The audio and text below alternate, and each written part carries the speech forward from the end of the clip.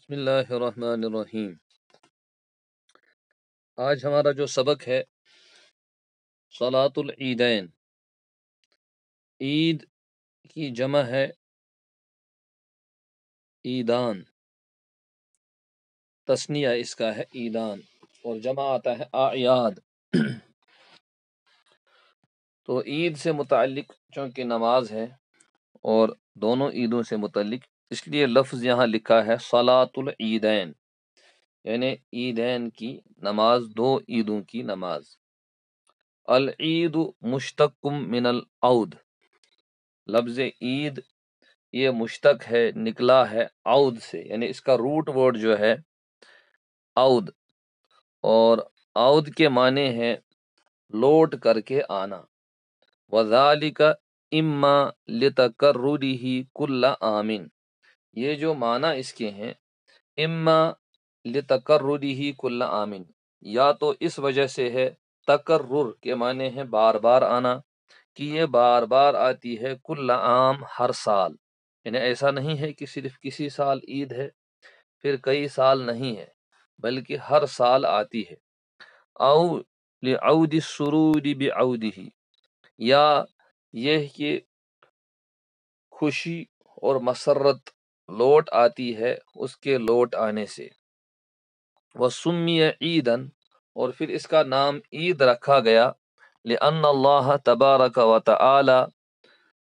عاد فیہ علی عبادہ عوائد الاحسان، اور اس کا نام عید اس لیے رکھا گیا، اس لیے کہ اللہ تبارک و تعالی عاد فیہ علی عبادہ، اپنے بندوں پر لے آتے ہیں عوائد الاحسان، مختلف قسم کے احسانات، یعنی اللہ تعالی بندوں پر بار بار نئے احسانات فرماتے ہیں۔ دلیل مشروعیتہا، مشروعیہ کے معنی ہیں جائز ہونا کسی چیز کا، تو اس کی مشروعیت کی دلیل، یعنی اس کے جائز اور لیگل ہونے کی دلیل کیا ہے؟ دلیل مشروعیت صلاۃ العیدین من الکتاب والسنہ، نماز عیدین کی مشروعیت کی دلیل کتاب اور سنت سے۔ اما الکتاب فقولہ تعالی، رہی بات کلام اللہ کی، تو اللہ تعالیٰ کا فرمان ہے فصل لربک، آپ اپنے پروردگار کے لیے نماز پڑھیے۔ چنانچہ مفسرین علیہم الرحمہ اس کے تحت لکھتے ہیں کہ اس سے مراد نماز عید ہے، یہاں پر باضابطہ حکم دیا گیا کہ عید کی نماز ادا کیجیے۔ وَأَمَّا السُّنَّةُ، اور رہی بات حدیث کی، وَقَوْلُهُ صلی اللہ علیہ وسلم، تو آپ صلی اللہ علیہ وسلم کا فرمان ہے، ما رواہ ابو داود فی سننہ، جس کو امام ابو داود علیہ رحمہ نے اپنی سنن، یعنی جو ابو داود کے نام سے مشہور کتاب ہے جس کا نام ہے سنن ابی داود، تو اس میں منقول ہے روایت نمبر 1134 کے تحت، ان انس رضی اللہ عنہ انہ قال، حضرت انس رضی اللہ عنہ سے روایت ہے، انہوں نے فرمایا، قدیم النبی صلی اللہ علیہ وسلم المدینہ، کہ نبی پاک صلی اللہ علیہ وسلم مدینہ تشریف لائے، یعنی جب آپ نے ہجرت فرمائی۔ وَلَهُمْ يَوْمَانِ يَلْعَبُونَ فِيهِمَا، اس وقت اہل مدینہ کے دو دن تھے۔ وَلَهُمْ یعنی لِأَهْلِ الْمَدِینَہ، تو اہل مدینہ کے دو دن تھے، يَلْعَبُونَ فِيهَا، جس میں وہ کھیلتے، خوشی مناتے۔ فقال ما هذان اليومان، تو آپ نے لوگوں سے پوچھا یہ دو دن کیا ہیں، یعنی ان کی حقیقت کیا ہے، ان کی اصل کیا ہے؟ قالوا كنا نلعب فيهما في الجاہلیت، لوگوں نے جواب دیا، كنا نلعب ماضی استمراری کا صیغہ ہے کہ ہم کھیلا کرتے تھے، فیہما ان دو دنوں میں، فی الجاہلیت جاہلیت کے ایام میں، یعنی اسلام سے پہلے، تو تبھی سے ہم کھیلتے آ رہے ہیں۔ وقال رسول اللہ صلی اللہ علیہ وسلم، تو تو اللہ کے رسول صلی اللہ علیہ وسلم نے فرمایا قد ابدلکم اللہ بہما، ابدل یبدل ابدالا کے معنی بدلنا، تو اللہ تعالیٰ نے بدلا ہے بہما ان کے مقابلے میں، یعنی ان کے بدلے میں تمہیں دیا ہے، خیرم منہما دو دن یا بہتر چیز، منہما ان سے، یعنی اللہ تعالیٰ نے ان دو کے مقابلے میں تمہیں ان سے بہتر عطا فرمایا ہے، یوم الاضحیٰ و یوم الفطر، عید قربان کا دن اور فطر کا دن۔ تو گویا ہے کہ اللہ کے رسول صلی اللہ علیہ وسلم نے مدینہ آ کر کے اہل مدینہ کو بتایا کہ اللہ تعالیٰ کی طرف سے تمہیں ایک خاص انعام ملا ہے، جو جاہلیت میں تو دو دن وہ خوشیاں مناتے تھے، تو ان میں مختلف قسم کے جو قباحتیں ہوئیں یا بری چیزیں ہوتی ہیں تو وہ چیزیں موجود تھی، لیکن اسلام جہاں خوشی کا حکم دیتا ہے، مسرت کا حکم دیتا ہے، تو وہاں بھی اس چیز کو ناپسند کرتا ہے کہ انسان اپنی سرور اور خوشی میں اللہ کی نافرمانی کو شامل کرے، بلکہ سرور اور خوشی کی محفل بھی اللہ کی فرمان برداری کے ساتھ منعقد کی جائے۔ احکام العیدین، عیدین کے احکام، یعنی عیدین سے متعلق مختلف حکم کیا ہیں؟ صلاۃ العیدین واجبۃ، عیدین کی نماز واجبہ، واجب ہے، چنانچہ احناف کے نزدیک اور مالکیہ کے نزدیک اور ابن تیمیہ علیہ الرحمہ کے نزدیک اور بہت سارے فقہا کے نزدیک عید کی نماز واجب ہے۔ وہی رکعتان جہریتان، اور یہ دو رکعتیں ہیں جہریتان جو جہرن ادا کی جاتی ہیں، یعنی ان میں جو قرات ادا کی جاتی ہے وہ جہرن پڑھی جاتی ہے۔ تصلی بعد ارتفاع الشمس، ادا کی جاتی ہیں، مجہول ہے صلی یصلی سے، صلی یصلی اسی سے بنا تصلی، تو پڑھی جاتی ہیں بعد ارتفاع الشمس، سورج کے بلند ہونے کے بعد، قدر رمحن، یعنی جب سورج ایک نیزہ بلند ہو جاتا ہے، جو کہ تقریباً 20-25 منٹ کا وقت ہوتا ہے، یعنی 20-25 منٹ جب ہو گئے، جس کو ہم علاقائی زبان میں زوال کہتے ہیں، حقیقت ہے مکروہ وقت، یعنی جب مکروہ وقت گزر گیا تو اس کے بعد عیدین کی نماز ادا کی جا سکتی ہے۔ وفیہا تکبیرات تسمى بتکبیرات الزوائد، اور عیدین کی نماز میں تکبیرات کچھ تکبیریں ہیں، تسمى جن کا نام ہے تکبیرات الزوائد، زائد تکبیریں، ثلاث فی الرکعۃ الاولی، تین تکبیرات ہیں پہلی رکعت میں، بعد الثناء، ثنا کے بعد، یعنی سبحانک اللہم جب پڑھی جاتی ہے اس کے بعد تین تکبیرات زائد ادا کی جاتی ہیں۔ وثلاث فی الرکعۃ الثانیۃ، اور تین تکبیرات دوسری رکعت میں، قبل الرکوع، رکوع سے پہلے۔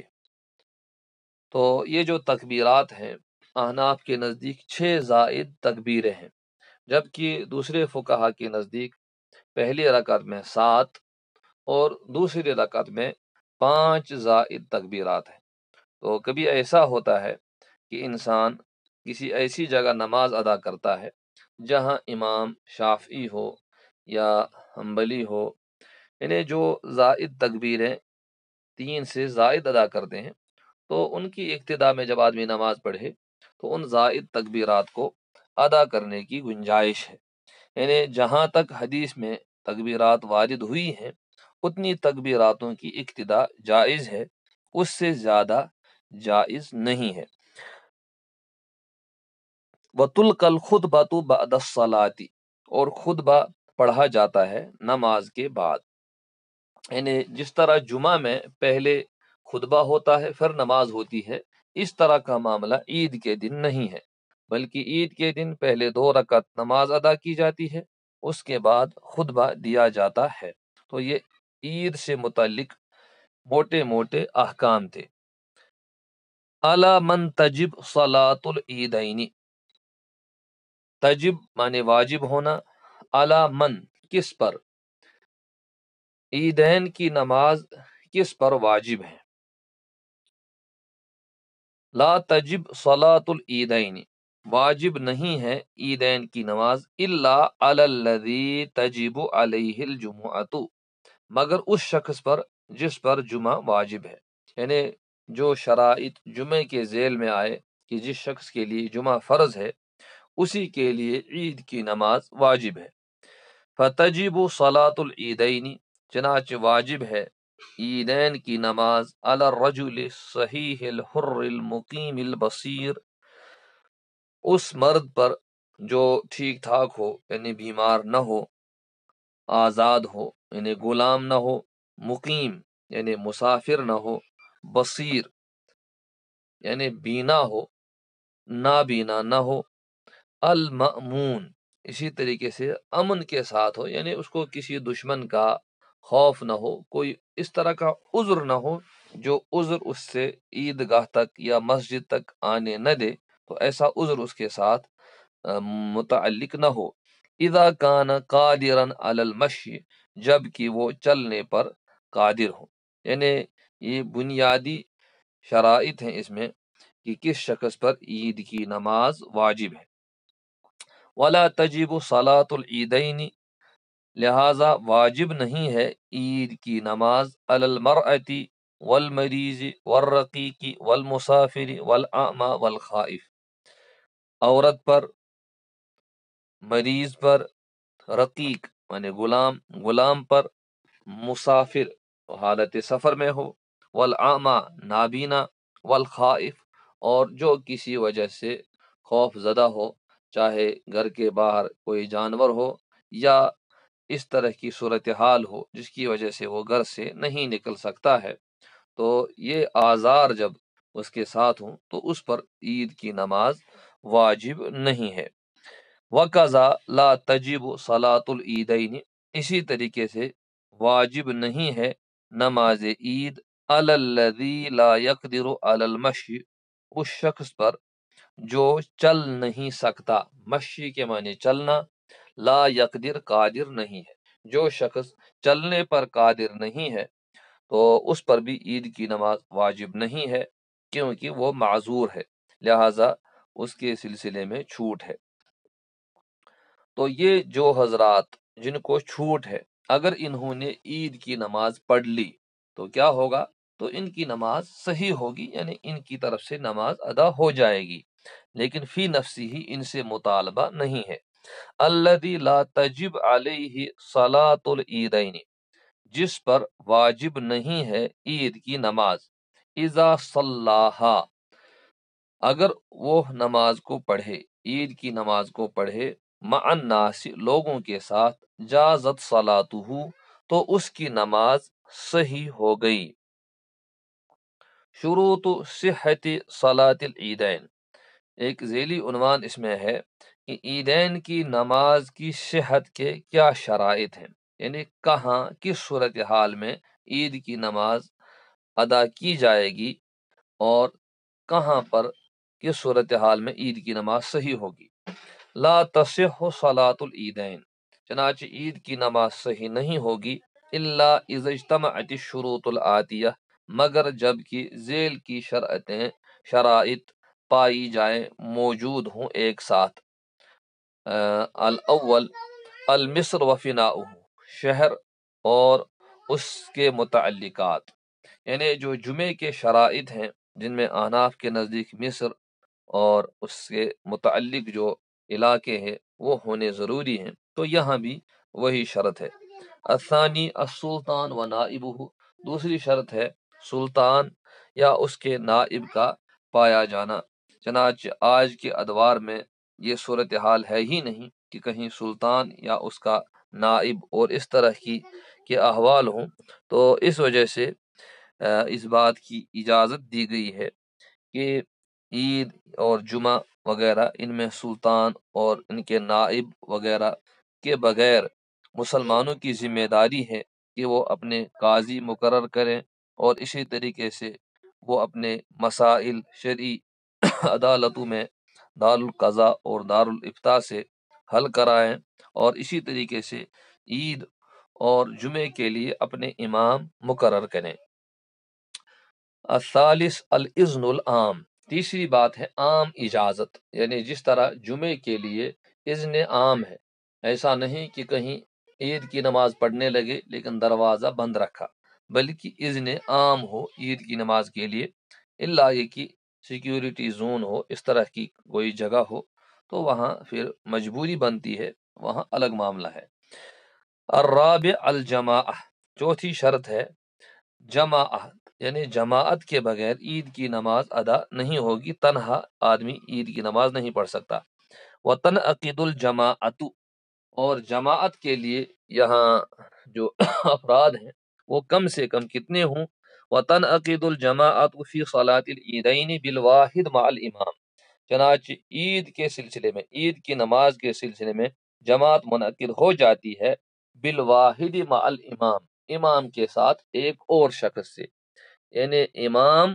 اور ایک اور شخص، گویا کہ کل دو آدمی اگر موجود ہیں، ایک امامت کرتا ہے ایک مقتدی بنتا ہے، تو عید کی نماز منعقد ہو جائے گی عید کی نماز ادا ہو جائے گی۔ جبکہ جمعے کے سلسلے میں ہم نے دیکھا کہ وہاں امام کے علاوہ 3 آدمیوں کا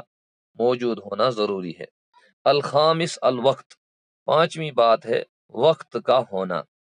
یعنی ایسا نہیں ہے کہ عید کی نماز کو فجر کے وقت میں یا ظہر کے وقت میں ادا کیا جائے، بلکہ اس کا جو اپنا وقت ہے اس وقت اس کو ادا کیا جائے۔ یبتدئ وقت صلاۃ العیدین،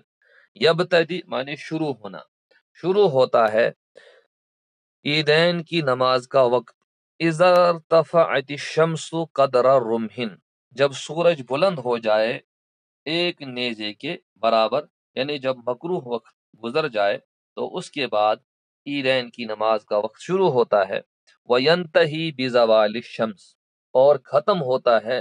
سورج کے زائل ہونے سے،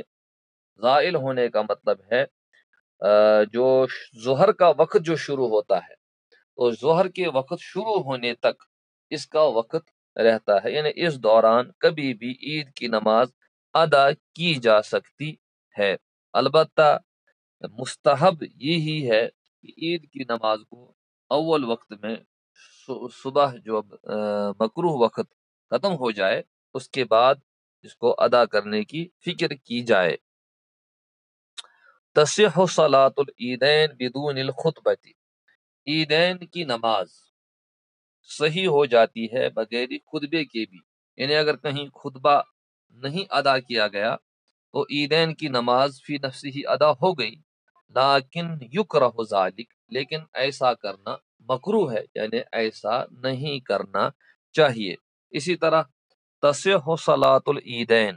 عیدین کی نماز صحیح ہو جاتی ہے اذا قدمت الخطبۃ علی الصلاۃ، جب کہ خطبہ مقدم کیا جائے، پہلے ادا کیا جائے علی الصلاۃ، نماز سے، یعنی نماز سے پہلے اگر خطبہ دیا گیا تو نماز تو صحیح ہو جائے گی، لیکن یکرہ ذالک، لیکن ایسا کرنا بھی مکروہ ہے، اس لیے کہ حضور صلی اللہ علیہ وسلم کا طریقہ اس طرح کا نہیں رہا ہے، اور خلفائے امویہ جو تھے اس دور میں کسی نے ایسا کیا کہ انہوں نے پہلے خطبہ دیا پھر عید کی نماز پڑھی، تو حضرت ابو ہریرہ رضی اللہ عنہ نے اور دوسرے صحابہ نے ان کو بہت زیادہ ڈانٹا کہ ہم نے تو ہمیشہ یہی دیکھا ہے کہ حضور صلی اللہ علیہ وسلم